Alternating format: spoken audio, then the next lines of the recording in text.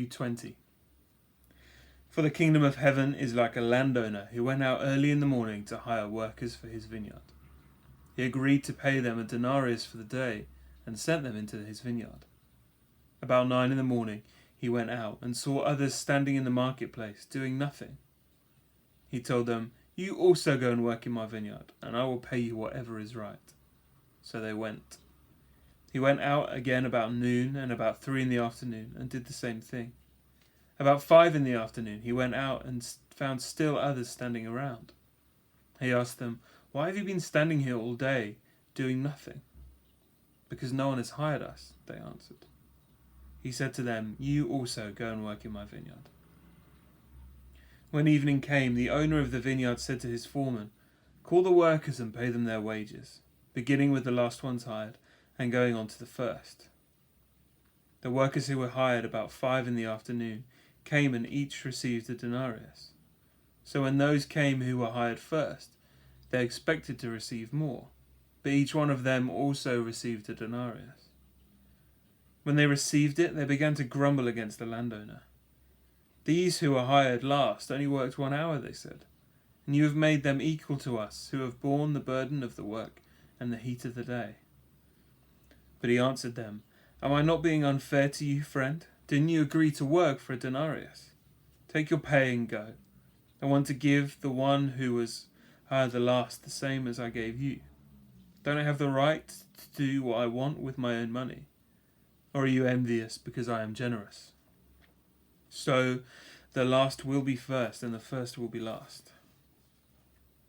Now Jesus was going up to Jerusalem. On the way he took the 12 aside and said to them, "We are going up to Jerusalem, and the Son of Man will be delivered over to the chief priests and the teachers of the law. They will condemn him to death, and will hand him over to the Gentiles, to be mocked and flogged and crucified. On the 3rd day he will be raised to life." Then the mother of Zebedee's sons came to Jesus with her sons, and kneeling down asked a favour of him. "What is it you want?" he asked. She said, "Grant that one of these 2 sons of mine may sit at your right hand, and the other at your left in your kingdom." "You don't know what you're asking," Jesus said to them. "Can you drink the cup I am going to drink?" "We can," they answered. Jesus said to them, "You will indeed drink from my cup, but to sit at my right or left is not for me to grant. These places belong to those for whom they have been prepared by my Father." When the 10 heard about this, they were indignant with the 2 brothers. Jesus called them together and said, "You know that the rulers of the Gentiles lord it over them, and their high officials exercise authority over them. Not so with you. Instead, whoever wants to become great amongst you must be your servant, and whoever wants to be first must be your slave, just as the Son of Man did not come to be served, but to serve, and to give his life as a ransom for many."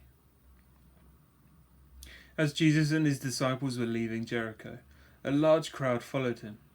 2 blind men were sitting by the roadside, and when they heard that Jesus was passing by, they shouted, "Lord, Son of David, have mercy on us." The crowd rebuked them and told them to be quiet, but they shouted all the louder, "Lord, Son of David, have mercy on us." Jesus stopped and called them. "What do you want me to do for you?" he asked. "Lord," they answered, "we want our sight." Jesus had compassion on them and touched their eyes.